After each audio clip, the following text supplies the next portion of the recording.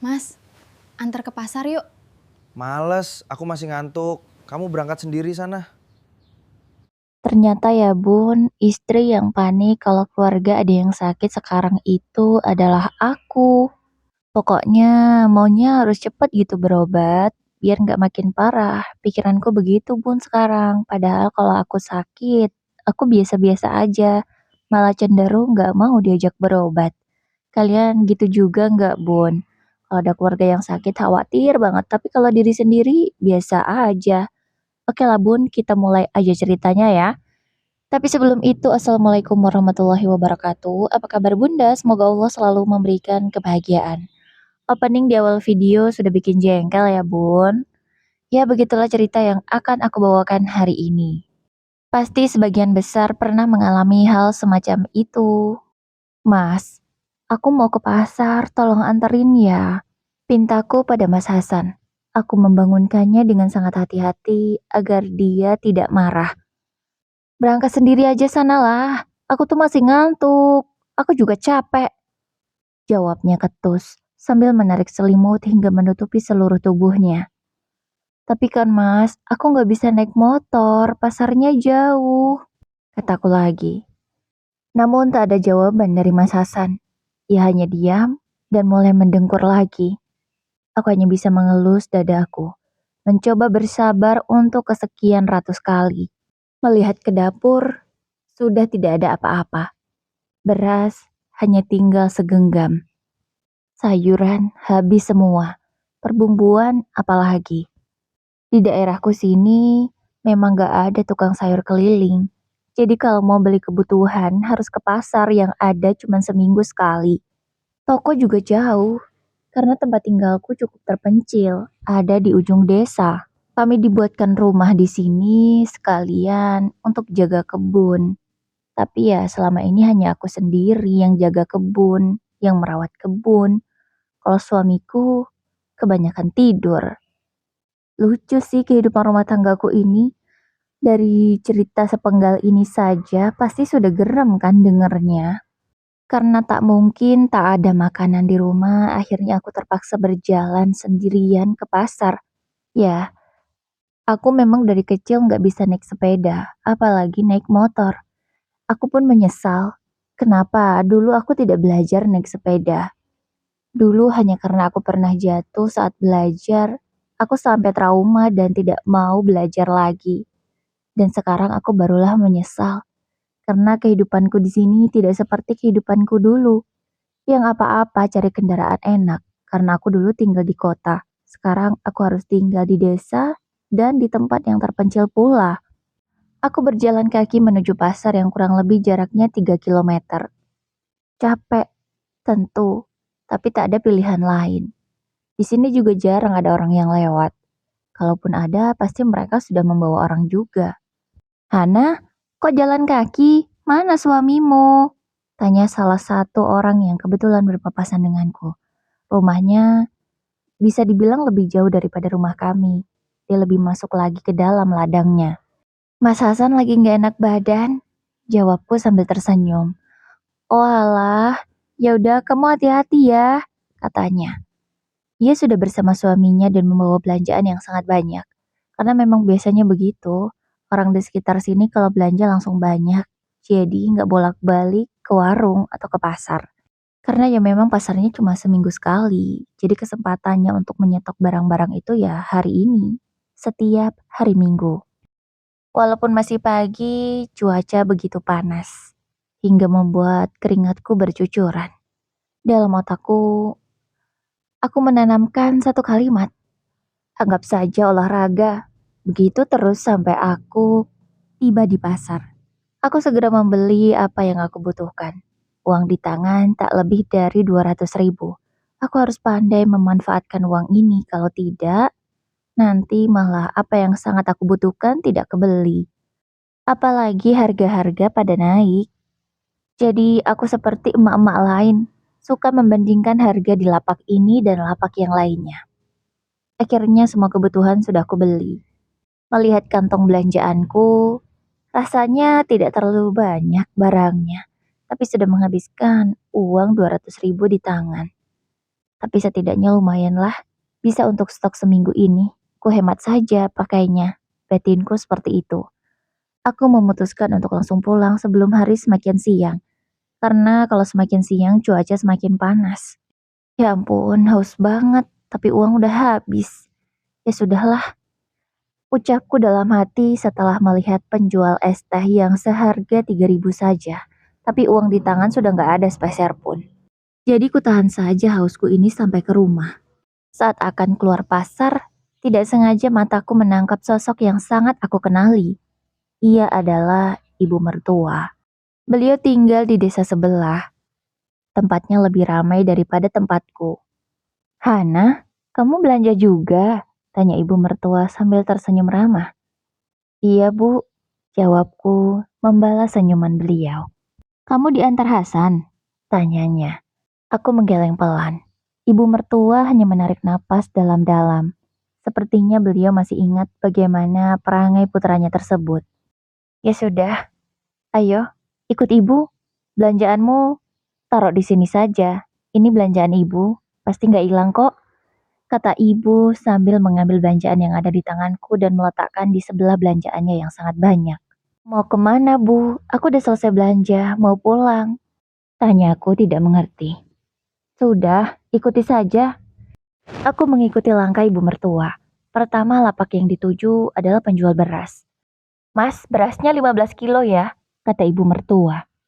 Bu, banyak banget, nanti aku nggak bisa bawa, kataku, karena aku kan hanya jalan kaki. Sudah tenang saja. Mas, tolong diletakkan di sana ya. Ibu mertua menunjuk di mana tadi kami meletakkan belanjaan. Penjual beras itu pun mengangguk. Oke bu, katanya.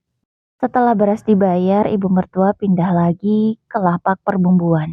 Membelikan bawang merah 1 kilo, bawang putih 1 kilo, cabai, dan bumbu lain seperti ketumbar, kemiri, merica, dan lain sebagainya. Aku pun sampai lupa apa saja yang dibelikan. Selesai perbumbuan, ibu mertua pindah lapak lagi ke sayuran. Beliau membelikanku sayuran yang awet.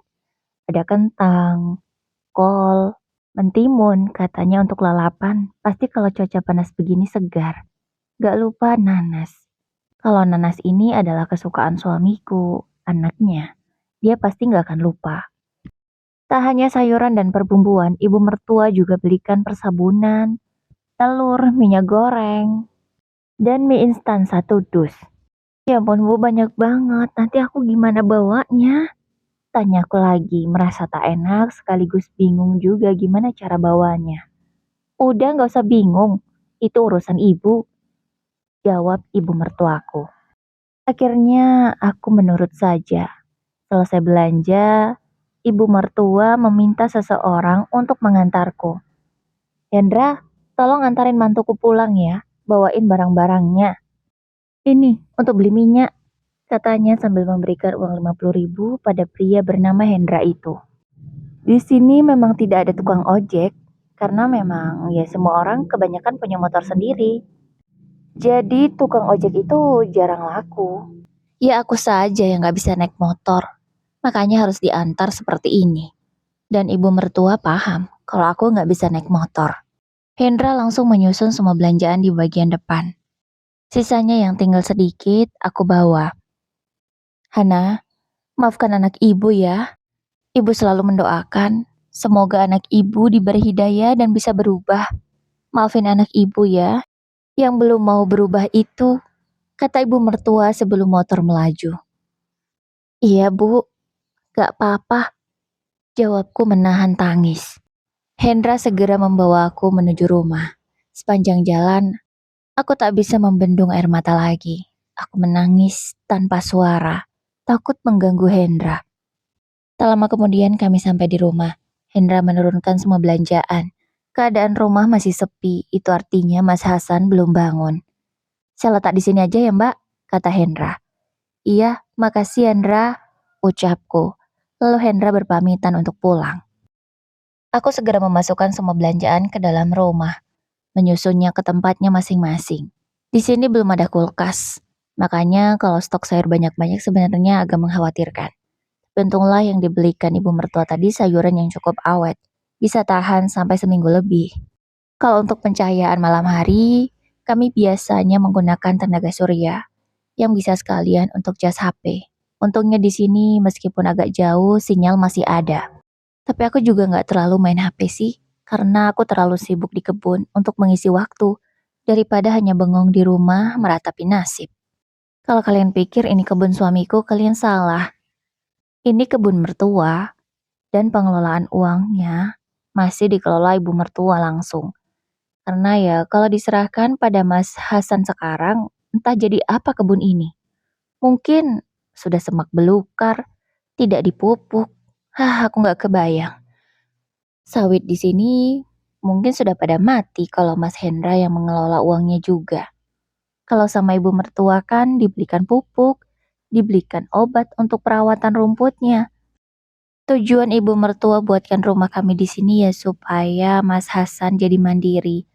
Tapi ternyata sudah masuk kedua tahun pernikahan belum ada perubahan. Suamiku masih malas-malasan. Bahkan gaji yang diberikan ibu mertua 500 seminggu hanya dikasih ke aku 250.000. Sisanya dia pegang sendiri yang 250. Sedangkan aku harus memutar otak agar uang 250 itu cukup untuk seminggu.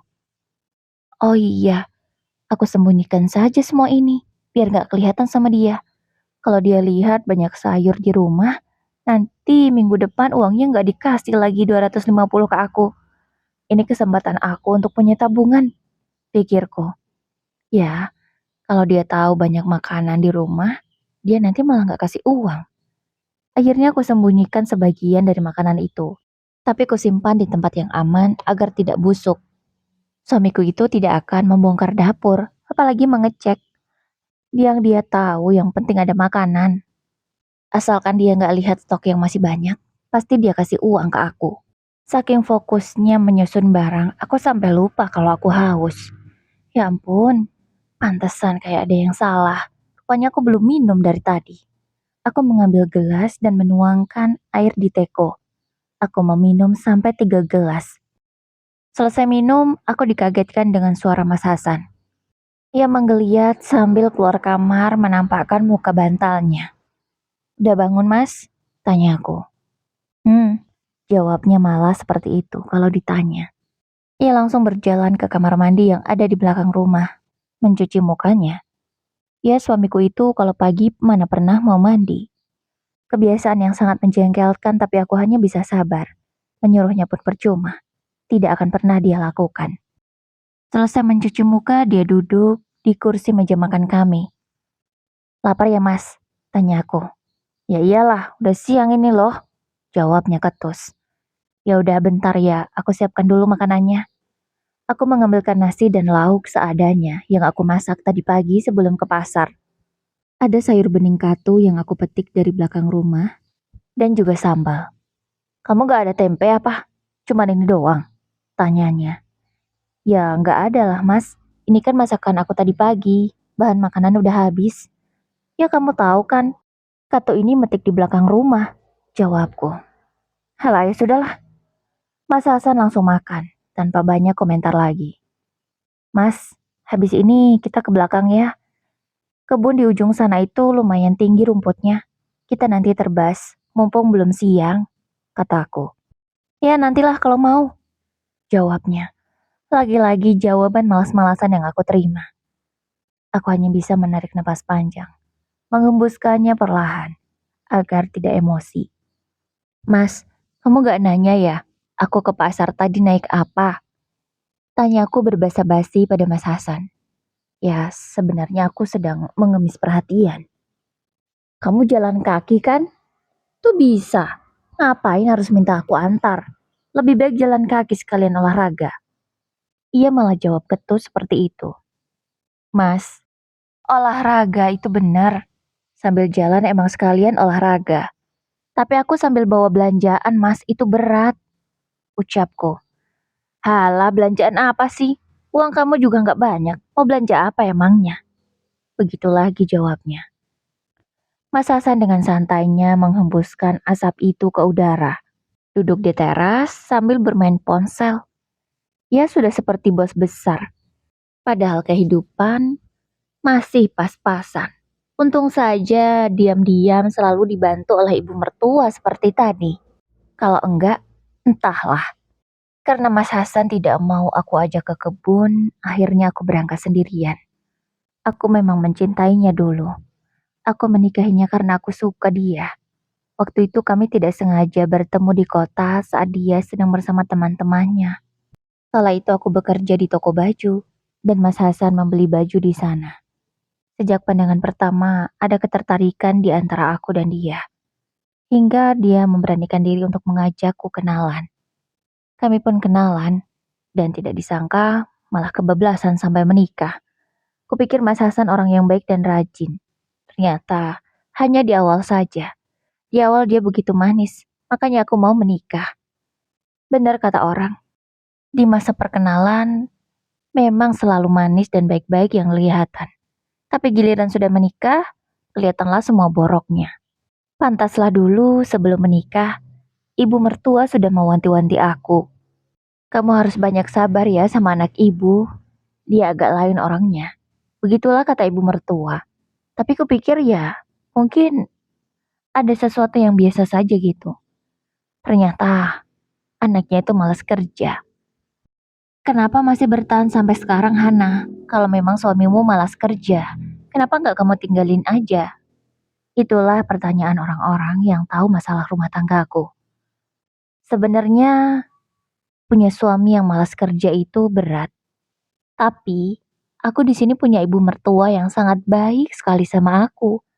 Makanya aku berpikir berkali-kali untuk meninggalkannya. Ditambah Mas Hasan meskipun malas, dia tidak main tangan. Mulutnya saja yang kasar. Dia masih lembut memperlakukan aku di saat-saat tertentu. Ya, pasti kalian pahamlah maksudku. Dan untuk saat ini, aku belum rela kehilangan ibu mertua yang baik itu. Makanya aku masih sabar bertahan. Meskipun dulu aku kerja di toko baju dan sekarang harus di kebun sawit, aku mulai terbiasa. Walau terkadang cara pegang parang masih salah dan cara tebas rumput masih kurang mepet, aku tetap terus belajar. Walau di sini itu berat pekerjaannya, tapi aku menikmati semua proses itu. Karena di sini waktu kerjaku fleksibel, tidak seperti kerja di toko baju yang harus dari pagi sampai malam. Kalau di sini aku cukup kerja sejam atau 2 jam. Nanti aku bisa istirahat dan lanjut lagi sore harinya. Intinya, aku masih menikmati hidupku yang sekarang. Walau terkena tekanan batin. Sesampainya di kebun bagian ujung, aku segera bekerja. Karena sebentar lagi sudah mau azan zuhur. Ya, begitulah aku. Kalau lagi nggak mood sama suami, pengennya jauh dari dia. Tapi kalau udah keinget kebaikan mertua, aku rasanya nggak tega meninggalkannya. Tidak terasa 40 menit kurang lebih sudah berlalu. Lumayan juga yang sudah aku terbas. Dah lanjut lagi nanti sore lah. Aku berjalan pulang. Bekerja sendiri memang lebih tenang. Tapi gabut nggak ada yang diajak ngobrol. Agak takut juga kalau tiba-tiba ada hewan buas atau terkena senjata tajam yang aku pakai. Ya kan nggak ada yang nolongin kalau sendirian. Sesampainya di rumah aku dapati suamiku tercinta malah tertidur pulas di teras. Bahkan ponselnya masih ia genggam dan dalam keadaan menyala. Ya ampun mas, kamu itu baru bangun, udah tidur lagi. Ucapku menggerutu kesal. Ku ambil ponsel itu dan kumatikan. Tapi sebelum aku menekan tombol on off, otakku berpikir untuk memeriksa ponsel itu. Entah mengapa, aku kepikiran tiba-tiba. Apa suamiku ada wanita lain ya? Coba ceklah.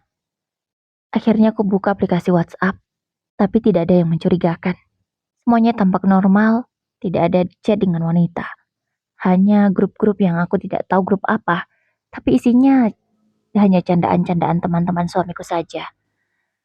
Dan beberapa chat dengan teman-teman prianya. Isinya sih ngajak nongkrong, ngajak main game, ngajak nobar. Ya begitulah.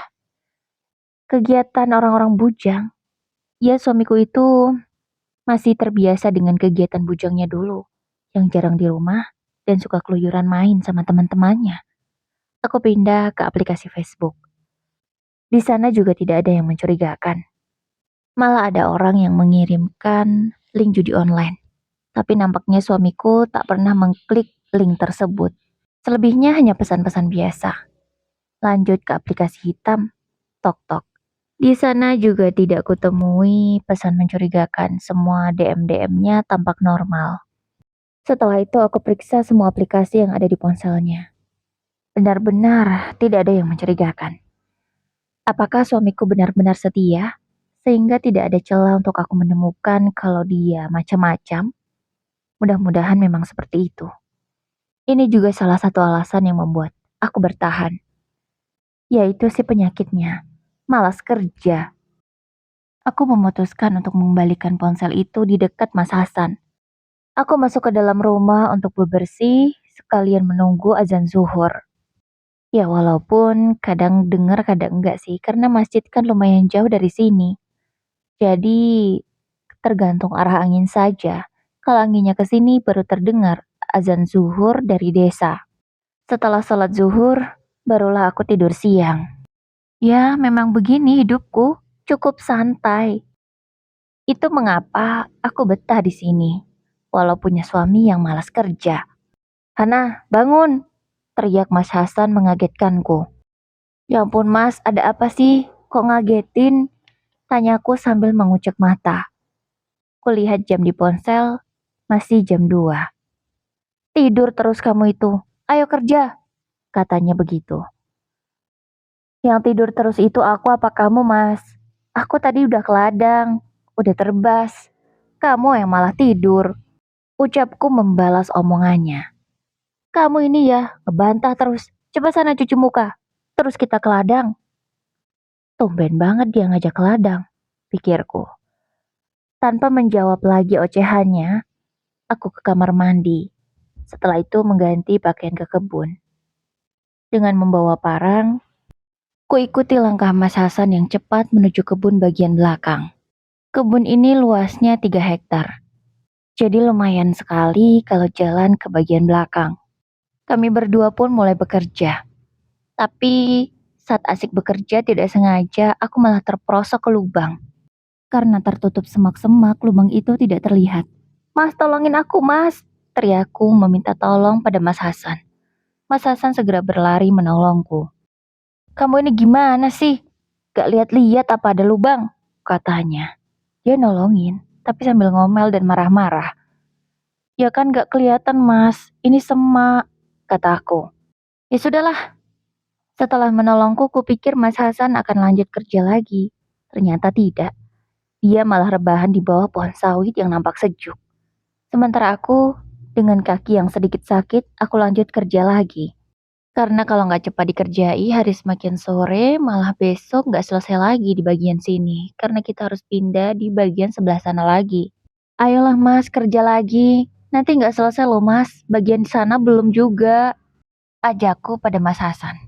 Kamu tuh berisik banget sih, baru aku mau tidur, katanya. Ya ampun mas, kamu baru kerja setengah jam loh. Masa udah mau tidur lagi mas? Keluhku. Berisik banget sih, diem aja deh. Sana kamu yang kerja, cepetan. Mas Hasan tidak peduli. Ia tetap lanjut tidur. Ya Allah, sabar, gumamku.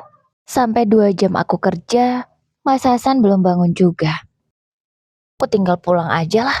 Biarin dia kalau nggak kebangun sampai maghrib. Batinku kesal. Akhirnya aku pulang diam-diam. Tidak aku bangunkan dia. Sesampainya di rumah, aku beberes rumah, mandi, dan lanjut masak. Sore ini aku cuma masak sambal kentang dan juga bening bayam. Karena tadi ibu mertua juga belikan bayam. Kalau tempenya kebetulan aku beli tempe yang belum jadi. Jadi sore ini belum bisa dimasak. Saking asiknya beberes rumah, aku nggak sadar kalau waktu udah mau maghrib. Mas Hasan beneran belum bangun? Apa dimakan harimau? Ucapku. Tiba-tiba aku jadi khawatir. Ya, takut juga kalau sampai dia dimakan harimau. Apa aku susul ya? Ntar lagi maghrib. Akhirnya karena rasa cinta aku padanya, aku menyusul Mas Hasan. Mana tahu dia beneran belum bangun kan? Tapi baru seperempat perjalanan, dari kejauhan aku melihat ada sesosok yang berjalan ke arah sini. Semakin kuperhatikan, itu ternyata Mas Hasan. Ia berlari. Ia nampak ketakutan. "Kenapa, Mas?" tanyaku. "Kamu ini sengaja ya ninggalin aku di kebun? Kamu ini keterlaluan. Kenapa nggak bangunin aku?" teriaknya. "Kan kamu udah aku bangunin, Mas. Tapi kamu nggak mau bangun-bangun." Jawabku seperti itu. Karena kan emang aku bangunin dia sebelumnya, tapi kamu ini kurang ajar banget sih. Untung aja aku sadar dan cepet bangun terus pulang. Kalau enggak, apa nggak dimakan setan aku di sana? Dengan mata melotot, Mas Hasan langsung berjalan melewatiku. Di belakangnya, aku menahan tawa. Waktu pun terus berlalu. Hari ini, entah mengapa aku merasa badanku tidak enak sekali. "Mas, aku nggak ke ladang dulu ya hari ini. Aku rasanya capek, perutku juga mual," ucapku pada Mas Hasan. "Terserah," jawabnya ketus. "Tapi kamu ke ladang ya, Mas? Kan masih banyak tuh kerjaan yang belum selesai. Harus di-pruning sama diterbas lagi, Mas, bawahnya yang udah semak. Ibu kan mau mupuk," kataku. "Iyalah, nggak usah bawel," jawabnya lagi masih dengan nada yang ketus. Saya seperti itulah kalau diingatkan soal pekerjaan. Selalu saja marah. Tapi habis sarapan, Mas Hasan bukannya ke kebun. Dia malah baring-baring di teras. Hingga akhirnya ketiduran. Padahal badannya juga nggak terlalu gemuk. Tapi entah mengapa, kuat makan dan kuat tidur. Sekitar pukul 10 pagi dan Mas Hasan masih tidur, tiba-tiba ibu mertua datang tanpa memberi kabar sebelumnya. Aku yang belum sadar ada ibu mertua, aku masih baring di kamar karena kepala semakin pusing. "Ya ampun Hasan, jam segini kamu tidur? Bawa ke kebun sana loh, malah tidur di sini," teriak ibu mertua. Aku yang kaget langsung terbangun. Aku berjalan keluar kamar. Sampai di luar, kulihat Mas Hasan sudah duduk sambil kepala menunduk. Dia memang paling takut sama ibunya. Tapi cuma sekedar takut. Ya, tapi tidak mau berubah. "Loh, Hana, kamu kenapa? Kok pucat banget? Kamu sakit, Nak?" tanya ibu mertua khawatir. "Gak tahu, Bu. Badanku rasanya lemes, capek, mual, sama pusing," jawabku. "Ya ampun, Hasan, kamu ini istri sakit bukannya diantar berobat, malah tidur. Cepat sana antar istrimu berobat." Akhirnya karena titah Ibu Suri, Mas Hasan mau bergerak. Ia mengambil jaket dengan malas, lalu mengajakku ke puskesmas terdekat. Tapi sebelum pergi, ibu mertua sempat menyelipkan uang 100.000 ke tanganku. Mungkin beliau takut kalau kami nggak ada uang, jadi dikasih uang seperti itu. Tapi tanpa sepengetahuan Mas Hasan. Sesampainya di puskesmas, aku dibiarkan turun sendirian tidak dipapa oleh Mas Hasan. Padahal rasanya aku ingin tumbang. "Pak, cobalah istrinya dipegangi, takut jatuh itu," kata salah seorang pasien yang kebetulan berobat juga. Akhirnya Mas Hasan menggandengku dan dibawa ke ruang periksa. "Sudah berapa lama Bu tidak datang bulan?" tanya Bu Bidan dengan lembut. Kenapa Bu Bidan langsung bertanya seperti itu? "Kenapa Bu? Apa saya hamil?" tanyaku langsung paham. "Iya, Ibu hamil. Udah berapa lama tidak datang bulan?" Aku mulai mengingat-ingat. Kurang lebih sudah sebulan ini aku nggak datang bulan. "Iya Bu, aku baru sadar. Aku udah sebulan gak datang bulan. Jadi aku beneran hamil Bu?" tanya aku sangat bahagia. "Iya, selamat ya Bu. Usia kandungannya sudah 7 minggu, dijaga baik-baik ya, jangan terlalu lelah," kata Bu Bidan sambil memberikan buku pink dan vitamin. "Pak, tolong dijaga istrinya ya. Di awal kehamilan itu rentan, harus banyak beristirahat. Jangan dibuat stres," kata Bu Bidan bicara pada Mas Hasan. Tapi entah mengapa Mas Hasan tidak tampak bahagia. Apa dia tidak senang punya anak? "Mas, kamu gak seneng ya punya anak?" tanyaku setelah kami di luar puskesmas. "Seneng, tapi belum siap," jawabnya. Di sepanjang jalan, aku dan Mas Hasan hanya diam. Tidak ada obrolan. Ya memang biasa seperti itu juga. kalau kami sedang di motor berdua. Sesampainya di rumah, ibu mertua masih menunggu kami. Melihat aku memegang buku pink, beliau langsung paham. "Kamu hamil, Nak?" tanyanya dengan raut bahagia. Aku mengangguk pelan. "Alhamdulillah, akhirnya ibu mau punya cucu. Sini-sini, hati-hati. Kamu gak usah ke kebun lagi ya mulai hari ini. Biar Hasan aja. Pokoknya kamu jangan capek-capek.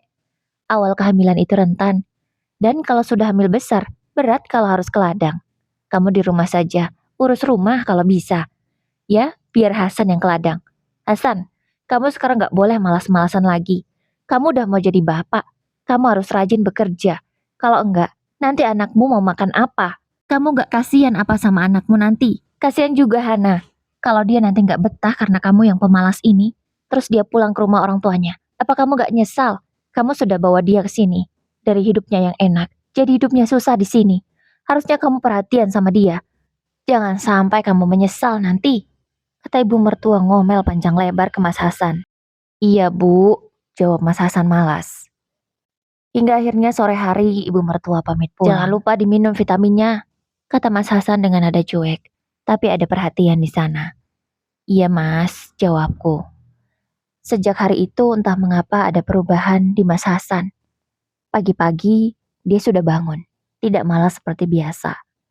Malahan, hal yang gak pernah dia lakukan sebelumnya, dia lakukan hari ini. Dia mencuci piring, memasak, bahkan rumah juga sudah disapu. Aku yang baru bangun merasa kaget. Iya, karena badanku gak enak, jadi habis sholat subuh, aku rebahan lagi. Mas, kamu yang beresin semua ini? Tanyaku tidak percaya. Ya terus siapa? Memang di sini ada orang lain selain aku sama kamu. Kamu aja masih tidur. Jadi ya siapa lagi? Jawabnya dengan ketus. Tapi aku senang. Makasih ya mas, makasih banget. Kataku sambil memeluknya. Mas Hasan membalas pelukanku. Ia mencium keningku sambil berbisik. Kamu gak usah capek-capek. Kamu gak usah ke kebun hari ini dan seterusnya. Biar aku aja. Katanya begitu. Aku pun mengangguk pelan. Selesai sarapan, Mas Hasan benar-benar berangkat ke kebun. Dia baru pulang sekitar pukul 11 siang. Aku menyiapkan makan siangnya. Aku juga buatkan kopi untuknya. Ya, inilah rumah tangga yang aku harapkan selama ini. Walaupun ini baru hari pertama aku merasakan rasanya bahagia sekali. Mas, makasih ya. Makasih buat apa? Tanyanya. Makasih karena kamu udah mau berubah. Makasih banget mas, kataku. Iya, tak ada kata lain yang bisa aku ucapkan selain terima kasih. Tapi Mas Hasan tidak menjawab. Ia nampak cuek, seolah tidak peduli. Tapi dari sudut bibirnya aku bisa melihat kalau dia tersenyum. Waktu pun tidak terasa. Usia kandunganku sudah masuk ke 7 bulan. Ibu mertua mengundang semua tetangga dan keluarga untuk acara 7 bulanan. Dan semua biayanya ditanggung oleh beliau. Dan selama 7 bulan itu juga, aku gak pernah ngerjain pekerjaan rumah. Semua sudah dikerjakan oleh Mas Hasan. Iya, aku benar-benar merasa diratukan. Aku gak menyangka hal ini akan terjadi dalam rumah tanggaku. Karena selama ini Mas Hasan gak pernah mau mengurusi pekerjaan rumah. Tapi sejak aku hamil, dia benar-benar berubah total. Dia beneran rajin ke kebun setiap hari. Gak pernah malas-malasan lagi. Tidurnya cuman malam sama siang doang. Selebihnya dia kerja. Bahkan peralatan rumah yang rusak seperti kursi, meja, langsung dia dandani, gak kayak dulu, dia biarkan saja. Katanya, dia takut kalau aku lagi duduk terus tiba-tiba kursinya ambruk dan kenapa-napa. Acara 7 bulanan pun berlangsung lancar. Semua keluarga dan tetangga mendoakan kami. Dan waktu 2 bulan itu sangat singkat. Kini, tiba waktunya aku melahirkan. Aku merasakan kontraksi yang sangat hebat. Pinggang dan perut sakit tak karuan. Mas Hasan segera membawaku ke puskesmas. Tak lama kemudian, ibu mertua datang. Beliau memberikan dukungan penuh kepadaku. Semangat Hana, kamu pasti bisa, katanya. Dan Mas Hasan nampak panik. Matanya terus berkaca-kaca menahan tangis. Sayang, kamu pasti bisa. Kamu harus selamat, katanya. Dan aku merasa dia sangat mengkhawatirkan kondisiku, seolah dia takut kehilangan aku. Aku hanya tersenyum sambil terus berjuang. Setelah kurang lebih 5 jam, akhirnya bayiku lahir. Lahir dengan selamat, berjenis kelamin laki-laki. Alhamdulillah, kata ibu mertua. Sementara Mas Hasan, dia malah menangis. Menangis sambil menggenggam tanganku. Dia menangis seperti anak kecil. Mas, kamu kenapa? Tanyaku. Aku masih lemas dan masih berkeringat parah. Tapi aku melihat suamiku seperti itu, aku jadi khawatir. Maafin aku, nah, maafin aku, katanya, masih terus menangis. Sudahlah Hasan, yang penting sekarang kamu berubah. Jaga Hana dan anakmu baik-baik, kata ibu mertua. Ya bu, aku janji. Maafin aku juga ya bu. Aku baru tahu kalau melahirkan susah. Pasti ibu juga seperti ini dulu, katanya. Ya, setelah melihat proses persalinanku yang tidak mudah dan butuh waktu yang lama, Mas Hasan sepertinya semakin sadar kalau perjuangan ibunya selama ini tidak mudah. Iya, ibu sudah maafkan, kata ibu mertua. Hari persalinanku menjadi hari saling memaafkan anak dan ibu itu. Mas Hasan memeluk ibunya, lalu beralih mencium keningku, mengucapkan terima kasih karena sudah melahirkan anaknya dengan selamat. Setelah kondisiku cukup baik, aku diperbolehkan pulang. Hasan, kamu bisa urus anak dan istrimu sendiri. Kalau enggak, kalian tidur saja di rumah ibu. Aku pasti bisa, Bu. Aku nggak mau repotin ibu terus. Doain aku ya, Bu, kata Mas Hasan. Akhirnya dengan penuh keyakinan Mas Hasan merawat aku dan anaknya. Meskipun kadang masih melakukan kesalahan, tapi usahanya sungguh luar biasa.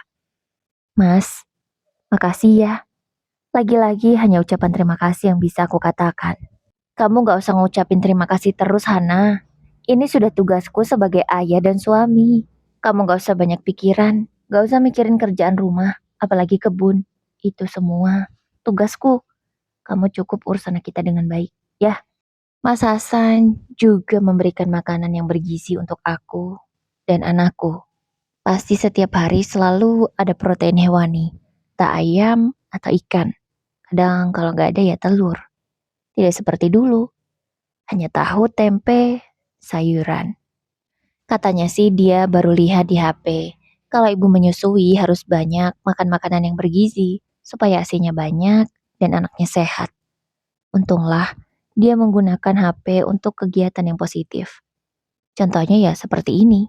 Sejak hari itu, kehidupan rumah tanggaku semakin baik. Aku di rumahnya fokus mengurus anak. Mas Hasan ke kebun untuk membersihkan kebun ibunya. Hingga usia anak kami sudah 2 tahun. Tiba-tiba ibu mertua datang. Seperti biasa, dia bawa jajanan yang sangat banyak untuk cucu kesayangannya. Tapi di tangan beliau ada sesuatu yang berbeda. Bukan hanya jajanan, tapi ada sebuah map di tangan beliau. Hasan, sini. Hana juga sini, kata ibu mertua. Ada apa, Bu? Tanyaku. Ini sertifikat kebun ini. Ibu serahkan ke kamu, Hasan, Hana. Kalian kelolalah kebun ini dengan baik untuk masa depan kalian dan cucu ibu. Ibu mau kamu benar-benar jadi ayah yang bertanggung jawab, Hasan. Jangan seperti dulu lagi. Sekarang kebun ini milikmu dan Hana. Kalau kamu macam-macam, gak urus kebun dan keluargamu, ibu akan ambil lagi, kata ibu mertua mengancam Mas Hasan. Iya bu, ibu tenang saja. Tapi ini ibu pegang aja lah. Yang penting hasilnya buat aku, kata Mas Hasan menggoda ibunya. Dasar anak kurang ajar. Udah, kamu pegang sertifikatnya. Kamu urus baik-baik. Kalau sampai kecewakan ibu gak akan maafkan kamu sampai ibu mati, kata ibu mertua. Mas Hasan akhirnya mengangguk, menyalimi tangan ibunya, menciumnya dengan taksim dan meminta maaf. Maafin Hasan ya bu. Hasan janji, Hasan bakal berubah. Hasan gak akan kecewain ibu lagi, katanya. Aku menangis melihat mereka berdua. Tidak kusangka, kehidupan yang dulu aku anggap begitu menyulitkanku, sekarang menjadi kehidupan yang sangat aku syukuri. Baiklah Bunda, demikian kisahnya ya. Kira-kira di sini ada yang mengalami seperti Hana nggak? Semoga sekarang semua badai itu sudah berlalu ya Bun. Dan suaminya sudah jadi orang yang rajin bekerja, berubah, serta sayang keluarga. Oh iya Bun, di tempat kalian udah masuk musim kemarau atau masih hujan nih Bun? Kalau di tempatku, lihatlah cuacanya itu panas banget. Udah masuk musim kemarau. Sumur-sumur pun sudah mulai kering. Nggak tahu nih Bun, kalau besok sumur di rumah sampai kering nggak ada air, nggak tahu deh mau kemana ngambil airnya. Ya sudah ya Bun, semoga suka sama ceritanya dan terhibur. Wassalamualaikum warahmatullahi wabarakatuh. Sehat selalu ya Bunda, jaga kesehatan.